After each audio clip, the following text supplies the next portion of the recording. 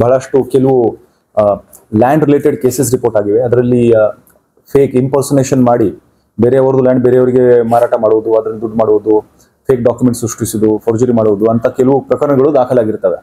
ಇದು ಇತ್ತೀಚಿನ ದಿನಗಳಲ್ಲಿ ನಾವು ಆ ಪ್ರಕರಣವನ್ನು ಬಹಳ ಗಂಭೀರವಾಗಿ ಪರಿಗಣಿಸಿ ಇಮಿಡಿಯೇಟ್ ಅದರಲ್ಲಿ ಸಾಕಷ್ಟು ಕೇಸಸ್ ಅನ್ನು ಭೇದಿಸುವುದರಲ್ಲಿ ಸಹ ಯಶಸ್ವಿ ಆಗಿರ್ತೀವಿ.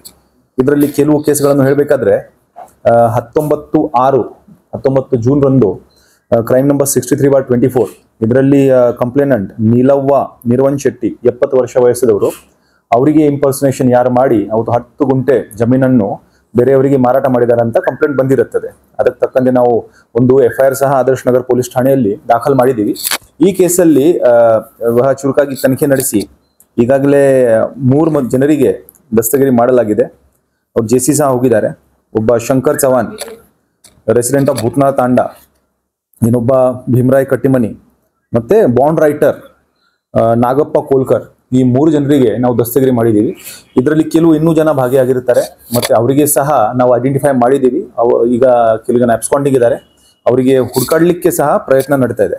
ಈ ಲೇಡಿ ಇಂಪರ್ಸನೇಷನ್ ಮಾಡಿದವರು ಅವರು ಸಹ ಮಹಾರಾಷ್ಟ್ರ ಮೂಲದವರು, ಅವರಿಗೆ ಸಹ ಪತ್ತೆ ಹಚ್ಚಲಿಕ್ಕೆ ಪ್ರಯತ್ನ ನಡೀತಾ ಇದೆ. ಅವರಿಗೆ ಸಹ ಅರೆಸ್ಟ್ ಮಾಡ್ತೀವಿ. ಮತ್ತೆ ಇನ್ನೊಂದು ಕೇಸ್ ಆಗಿತ್ತು ಇತ್ತೀಚಿನ 24 ಜೂನ್ ಆ ದಿವಸ 2 ಕೇಸ್ ಆದರ್ಶ್ ನಗರಲ್ಲಿ ರಿಪೋರ್ಟ್ ಆಗಿರುತ್ತದೆ. ಇದರಲ್ಲಿ ಬ್ಯಾಂಕ್ ಇಂದ ಸಾಲ ನಾವು ತೀರಿಸಿದೀವಿ ಅಂತ ಹೇಳ್ಬಿಟ್ಟು ಒಂದು NOC ತಗೊಂಡು ಬರ್ತಾರೆ. ನಮ್ಮ ಲ್ಯಾಂಡ್ ಖರೀದಿ ಲ್ಯಾಂಡ್ ಮೇಲೆ ಇವರು ಸಾಲ ತಗೊಂಡಿದ್ದಾರೆ. ಲ್ಯಾಂಡ್ ಬೋಜಾ ಏನ್ ಹೇಳ್ತೀವಿ ನಾವು ಅದನ್ನು ಕಡಿಮೆ ಮಾಡೋಕ್ಕೆ ಸಬ್ ರಿಜಿಸ್ಟರ್ ಆಫೀಸಲ್ಲಿ ಹೋಗ್ತಾರೆ. ಫೇಕ್ ಬ್ಯಾಂಕ್ ಸರ್ಟಿಫಿಕೇಟ್ NOC ತಗೊಂಡು ಹೋಗ್ತಾರೆ. ಅದಕ್ಕೆ 2 ಕೇಸ್ ಮಾಡಿದ್ದೀವಿ, 66/24 and 67/24. ಇದರಲ್ಲಿ ಸಹ ಒಟ್ಟು 6 ಜನರಿಗೆ ದಸ್ತಗಿರಿ ಮಾಡಲಾಗಿದೆ. ಆರೋಪಿಗಳು ಜಿನಪ್ಪ ಮಂಜರಗಿ, ಮಹಾವೀರ್ ಮಂಜರಗಿ, ಯಾರೊಬ್ಬ ಮಧ್ಯವರ್ತಿ ಇದ್ದಾನೆ ಸಂತೋಷ್ ನಾವಿ, ಶ್ರೀಧರ್ ಅಮೀನ್ಗಢ ಇವನು ಫೇಕ್ ಆಧಾರ್ ಮಾಡಿರ್ತಾನೆ, ಮತ್ತೆ ತುಕಾರಾಮ್ ಸಾಳುಂಕೆ ಇವನು ಮಿಡಲ್ ಮ್ಯಾನ್. ಇನ್ನೊಂದು ಕೇಸಲ್ಲಿ ಆರೋಪಿ ಶಿವಪ್ಪ ನಿಜನ್ನವರ್. ಇಷ್ಟು 6 ಜನರಿಗೆ ನಾವು ಈಗಾಗಲೇ ದಸ್ತಗಿರಿ ಮಾಡಿದ್ದೀವಿ. ಇವರಿಗೆ JC ಕಳಿಸಲಾಗಿದೆ. ಇನ್ನೊಂದು ಕೇಸ್ 6 ಮಾರ್ಚ್ 2024ರಲ್ಲಿ ಕಂಪ್ಲೇನೆಂಟ್ ಅರುಣ್ ಮಾಚಪ್ಪನವರ್ ಇವರು ಕೊಟ್ಟ ಕಂಪ್ಲೇಂಟ್ ಪ್ರಕಾರ crime number 19/24 Adarsh Nagar police ಠಾಣೆ ವ್ಯಾಪ್ತಿಯಲ್ಲಿ ಆಗಿರುತ್ತದೆ. ಇದರಲ್ಲಿ ಸಹ ಅಕ್ಯೂಸ್ಡ್ 6 ಜನರ ಮೇಲೆ ದಸ್ತಗಿರಿ ಕ್ರಮ ಜರುಗಿಸಲಾಗಿದೆ. ಇದರಲ್ಲಿ ಒಟ್ಟು 7 ಎಕರೆ ಆಸ್ಪಾಸು ಇರುವಂತ ಲ್ಯಾಂಡ್ ಅನ್ನು ಬೇರೆಯವರಿಗೆ ಇಂಪರ್ಸನೇಷನ್ ನಿಂತು ಅದು ಮಾರಾಟ ಆಗಿರುತ್ತದೆ. ವಿಕ್ಟಿಮ್ ಅದಕ್ಕೆ ಸಹ ಸುಮಾರು 88 ಲಕ್ಷ ಅಷ್ಟು ಹಣವನ್ನು ಪೇಮೆಂಟ್ ಮಾಡಿರ್ತಾರೆ. ಸೊ ಇದರಲ್ಲಿ ಯಾರು ಇಂಪರ್ಸನೇಷನ್ ಮಾಡಿದಾನೆ ಅವನು ಮೋಹನ್ ಹೆಗಡೆ, ಇವನಿಗೆ ಗದಗಿಂದ ನಾವು ಅರೆಸ್ಟ್ ಮಾಡಿದ್ದೀವಿ. ಅದರ ಜೊತೆಗೆ ಅಕ್ಬರ್ ಜುಮ್ನಾಳ್ ಇವನು ವಿಜಾಪುರದವನು, ಇವನು ಫೇಕ್ ಆಧಾರ್ ಕಾರ್ಡ್ ಮತ್ತೆ ಫೇಕ್ ವೋಟರ್ ಐಡಿ ಎಲ್ಲ ಮಾಡಿರ್ತಾನೆ. ಜಿತೇಂದ್ರ ಚವಾನ್, ಅಶೋಕ್ ರಾಠೋಡ್, ಪ್ರಕಾಶ್ ಚವಾನ್ 3 ಜನ ಭೂತನಾಳ್ ತಾಂಡದವರು, ಮತ್ತೆ ರಫೀಕ್ ತುರ್ಕಿ ಇವನು ವಿಜಾಪುರದವರು. ಇವನು 6 ಜನ ಈಗಾಗಲೇ ದಸ್ತಗಿರಿ ಆಗಿದೆ. ಇದರಲ್ಲಿ ಇನ್ನೂ 3 ಜನ ಇನ್ನು ಕೆಲವು ಅಕ್ಯೂಸ್ಡ್ ಇದ್ದಾರೆ, ಅವರಿಗೆ ಸಹ ನಾವು ಐಡೆಂಟಿಫೈ ಮಾಡಿದ್ದೀವಿ. ಈಗ ಅಬ್ಸ್ಕಾಂಡಿಂಗ್ ಇದ್ದಾರೆ, ಅವರಿಗೆ ಸಹ ಅರೆಸ್ಟ್ ಮಾಡಲಾಗುವುದು. ಇನ್ನೊಂದು ಕೇಸ್ ಈಗ ನಾವು ಇತ್ತೀಚಿನ ದಿನಗಳಲ್ಲಿ ಏನು ಡ್ರೈವ್ ಮಾಡ್ತಾ ಇದ್ದೀವಿ, ಇದು ಇಲಿಗಲ್ ಲ್ಯಾಂಡ್ ರಿಲೇಟೆಡ್ ಇಶ್ಯೂಸ್ ಬಗ್ಗೆ, ಕ್ರೈಮ್ಸ್ ಬಗ್ಗೆ, ಅದನ್ನು ನೋಡಿ ಒಬ್ರು ಮುಂದೆ ಬಂದಿರ್ತಾರೆ. ಒಬ್ಬ ರಿಟೈರ್ಡ್ ಬ್ಯಾಂಕ್ ಮ್ಯಾನೇಜರ್ ನಾರಾಯಣ್ಕರ್ ಅಂತ ಹೇಳ್ಬಿಟ್ಟು ಅವ್ರು 25 ಲಕ್ಷ ಕಳ್ಕೊಂಡಿರ್ತಾರೆ. 2 ವರ್ಷ ಹಿಂದೆ ಆದ ಘಟನೆ. ಸೊ ಇದರಲ್ಲಿ ಇವರಿಗೆ ಯಾವುದೋ ಒಂದು ಲ್ಯಾಂಡ್ ಸೇಲ್ ಮಾಡಿ ಬೇರೆಯವನ ಹೆಸರಲ್ಲಿ ಇರುವಂತ ಲ್ಯಾಂಡ್ ಇಂಪರ್ಸನೇಷನ್ ಮಾಡಿ ಇವರಿಗೆ ಸೇಲ್ ಆಗಿರುತ್ತದೆ. ಇವರು 25 ಲಕ್ಷ ಕೊಟ್ಟಿರ್ತಾರೆ. ಆಮೇಲೆ ಗೊತ್ತಾಗುತ್ತೆ ನನಗೆ ಫ್ರಾಡ್ ಆಗಿದೆ. 2 ವರ್ಷ ಹಿಂದಿನ ಘಟನೆ. ಈಗ ಬಂದು ಕಂಪ್ಲೇಂಟ್ ಕೊಡ್ತಾರೆ, FIR ರಿಜಿಸ್ಟರ್ ಆಗುತ್ತೆ. ನಾವು ಆದರ್ಶ್ ನಗರ್ ಪೊಲೀಸ್ ಠಾಣೆಯಲ್ಲಿ ಮಾಡಿ ಆಮೇಲೆ ಸೇನ್ ಪೊಲೀಸ್ ಸ್ಟೇಷನ್ಗೆ ಇದನ್ನು ವರ್ಗಾವಣೆ ಮಾಡಿರ್ತೀವಿ. ಈ ಕೇಸಲ್ಲಿ ಸಹ ನಾವು ಆರೋಪಿಗಳನ್ನು ದಸ್ತಗಿರಿ ಮಾಡಿದ್ದೀವಿ. ಅದರಲ್ಲಿ ಆರೋಪಿ ನಂಬರ್ 1 ಚಾಂದ್ ಪೀರ್ ಇನಾಮ್ದಾರ್ ಅಲಿಯಾಸ್ ರಮ್ಲಿ ಚಾಂದ್, ಇವನು ರೌಡಿ ಶೀಟರ್ ಇದ್ದಾನೆ. ಇವನಿಗೆ ದಸ್ತಗಿರಿ ಮಾಡಲಾಗಿದೆ, JC ಕಳಿಸಲಾಗಿದೆ. ಮತ್ತೆ ಮೆಹಬೂಬ್ ಹಡಗಲಿ, ಮೆಹಬೂಬ್ ಡಾಂಗೆ, ಮೆಹಬೂಬ್ ಹಡಗಲಿ, ಸಿಕಂದರ್ ಗಂಗನಹಳ್ಳಿ, ದತ್ತು ತಿಕ್ಕುಂಡಿ, ಮತ್ತೆ ವಾಗೇಶ್ ಶಂಕರ್ ಪೋಳ್ ಇವರಿಗೆ ಅರೆಸ್ಟ್ ಮಾಡಲಾಗಿದೆ.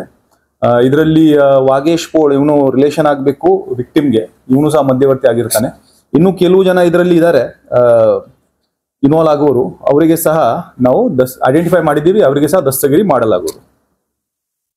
ಈ ಎಲ್ಲ ಕೇಸಸ್ಗಳಲ್ಲಿ ಯಾವುದೊಂದು ಲ್ಯಾಂಡ್ ಪಾರ್ಸಲ್ ಇರುತ್ತದೆ, ವಿಕ್ಟಿಮ್ ಯಾರ ಹೆಸರಲ್ಲಿ ಲ್ಯಾಂಡ್ ಇದೆ ಆ ಮನುಷ್ಯ ಇಲ್ಲಿ ಇರೋದಿಲ್ಲ ಅಥವಾ ವಯಸ್ಸಾಗಿದೆ ಅಥವಾ ರೆಗ್ಯುಲರ್ ಆಗಿ ಹೋಗಿ ಲ್ಯಾಂಡ್ ನೋಡ್ಕೊಳ್ಳಲ್ಲ ಅಂತ ಜಮೀನನ್ನು ಐಡೆಂಟಿಫೈ ಮಾಡಿ ಆ ಜಮೀನನ್ನು ಆ ವ್ಯಕ್ತಿ ಬದಲಾಗಿ ಬೇರೆಯವರಿಗೆ ಇಂಪರ್ಸನೇಟರ್ ಅಲ್ಲಿ ನಿಲ್ಲಿಸಿ ಒಂದು ಮನುಷ್ಯ ಸೃಷ್ಟಿ ಮಾಡಿ ಅವನಿಗೆ ಮಾರಾಟ ಮಾಡಿರೋದು ಈಗ ಕಂಡು ಬರುತ್ತದೆ. ಇನ್ನೂ ಕೆಲವು ಕೇಸಸ್ ಇದಾವೆ, ನಾವು ಇನ್ವೆಸ್ಟಿಗೇಷನ್ ಮಾಡ್ತಾ ಇದ್ದೀವಿ. ಅದರಲ್ಲಿ ಸಹ ಆರೋಪಿಗಳನ್ನು ನಾವು ಒಂದು ಹಂತಕ್ಕೆ ಬಂದಿದೆ, ಅದನ್ನು ನಾವು ಬೇರೆಯಾಗಿ ಮತ್ತೆ ಡಿಟೆಕ್ಟ್ ಆದ ನಂತರ ಬ್ರೀಫ್ ಮಾಡ್ತೀನಿ. ಈಗಾಗಲೇ ಈ ವಿಷಯದಲ್ಲಿ ಮಾನ್ಯ ಉಸ್ತುವಾರಿ ಸಚಿವರ ನೇತೃತ್ವದಲ್ಲಿ ಒಂದು ಸಭೆನೂ ನಡೆದಿತ್ತು. ಅದರಲ್ಲಿ ಎಲ್ಲ ಇಲಾಖೆಗಳಿಗೆ ಸಹ ಸೂಚನೆ ನೀಡಲಾಗಿದೆ. ಜಿಲ್ಲಾಡಳಿತ ಸಹ ಇದರಲ್ಲಿ ಬಹಳ ಸೀರಿಯಸ್ ಆಗಿ ಪರಿಗಣಿಸಿದೆ. ನಾವು ಸಹ ಅದನ್ನು ಪೊಲೀಸ್ ಇಲಾಖೆಯಿಂದ ನಾವು ಸಹ ಆದಷ್ಟು ಕೇಸಸ್ ರಿಜಿಸ್ಟರ್ ಮಾಡಿ, ಇನ್ನು ಉದಾಹರಣೆಗೆ ನಾರಾಯಣ್ಕರ್ ಅವರು 2 ವರ್ಷ ಬಿಟ್ಟು ಬಂದಿದ್ದಾರೆ, FIR 2 ವರ್ಷ ಬಿಟ್ಟು ರಿಜಿಸ್ಟರ್ ಆಗಿದೆ. ಈ ರೀತಿ ಇನ್ನೂ ಜನ ಇರಬಹುದು, ಅದು ಘಟನೆ ನಡೆದಿದೆ ಬಟ್ ಅವರು ಮುಂದೆ ಬಂದು FIR ರಿಜಿಸ್ಟರ್ ಮಾಡಿಲ್ಲ ಅಂತವರು ಮುಂದೆ ಬಂದಲ್ಲಿ ಅದನ್ನು ಸಹ ನಾವು FIR ರಿಜಿಸ್ಟರ್ ಮಾಡ್ತೀವಿ, ಮತ್ತೆ ಖಂಡಿತ ಅದನ್ನು ಸಹ ಡಿಟೆಕ್ಟ್ ಮಾಡ್ತೀವಿ. ಆರೋಪಿಗಳಿಗೆ ಸಹ ಜೈಲಿಗೆ ಕಳಿಸುವಂತ ಒಂದು ಕ್ರಮ ನಡೆಸಲಾಗುವುದು. ಈಗ ರಿಜಿಸ್ಟರ್ ಆಗ್ತಾ ಬಂದಿದೆ, ಬಟ್ ಇಷ್ಟು ನಾವು ಫೋಕಸ್ ಆಗಿ ಫುಲ್ ಎಲ್ಲ ಎನರ್ಜಿ ಇಟ್ಟು ಡಿಟೆಕ್ಟ್ ಮಾಡೋದು, ಅರೆಸ್ಟ್ ಮಾಡೋದು, ಅದು ಕಂಟಿನ್ಯೂಸ್ ಎಫರ್ಟ್ ನಾವು ಈ ಸಲ ಮಾಡ್ತಾ ಇದ್ದೀವಿ. ಕಳೆದ 3-4 ತಿಂಗಳಿಂದ ಕಂಟಿನ್ಯೂಸ್ ಎಫರ್ಟ್ ನಡೀತಾ ಇದೆ.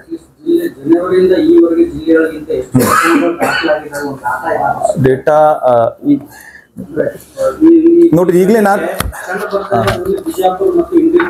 ಹೌದು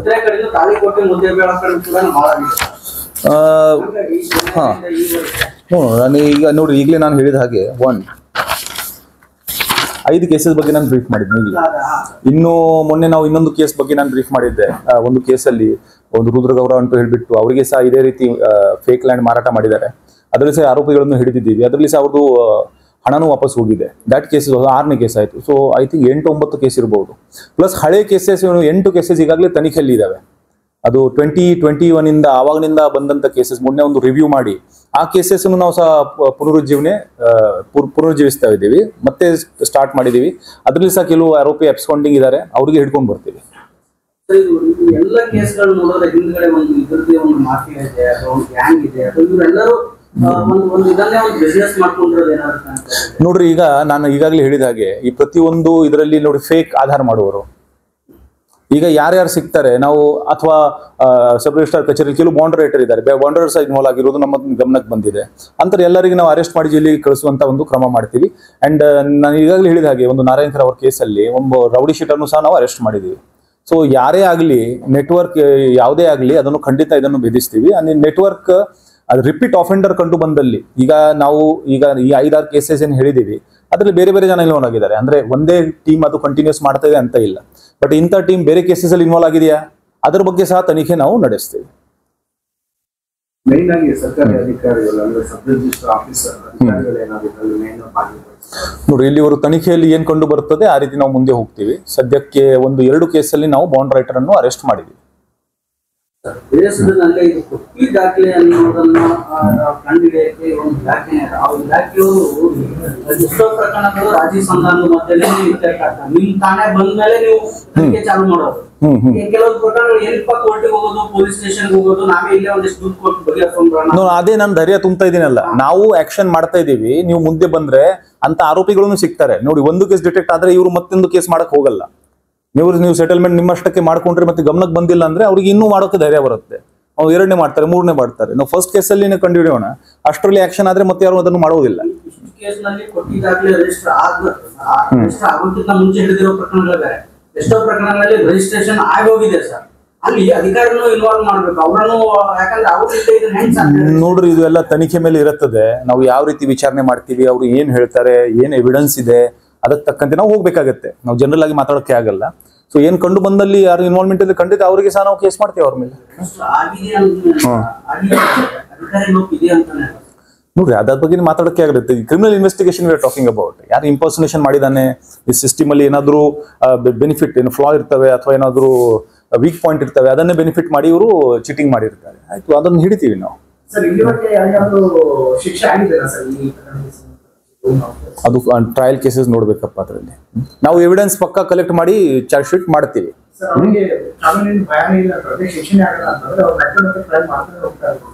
ಅದು ಬೇರೆ ವಿಚಾರಪ್ಪ. ಅದನ್ನು ನಾವು ಅದಕ್ಕೆ ಟ್ರಯಲ್ ಟ್ರಯಲ್ ನಡೆಸಬೇಕಾಗತ್ತೆ, ಎವಿಡೆನ್ಸ್ ಪ್ರೆಸೆಂಟ್ ಮಾಡಬೇಕಾಗತ್ತೆ. These are cheating cases. You understand one thing, these are cheating cases. Sir, ಇದು ಭೂ ಹಗರಣ ಅನ್ನೋದು ಬಹಳ ಹಳೆಯಿಂದ ಬಂದಿದ್ದು. ನಾನು ಹಿಂದೆ ತುಂಬಾ ಕೇಳಿದ್ದೀನಿ, ಒಂದೆರಡು ಆರ್ಟಿಕಲ್ ಮಾಡಿದ್ದೇನೆ.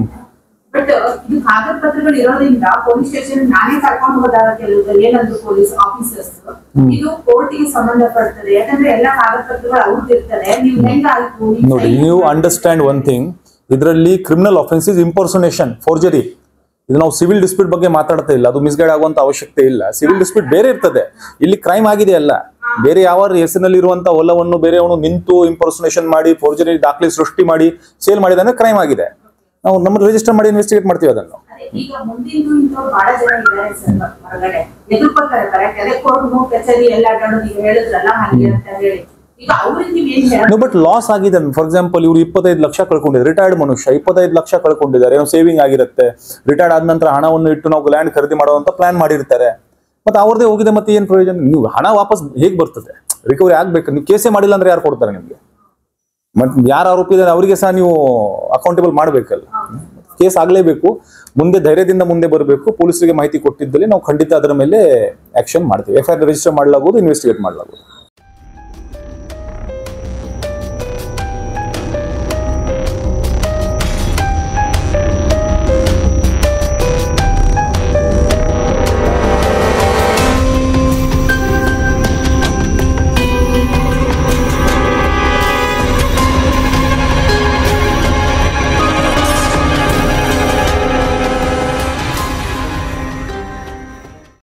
और नए न्यूज़ों के लिए देखते रहिए अपना चैनल TV22 न्यूज़।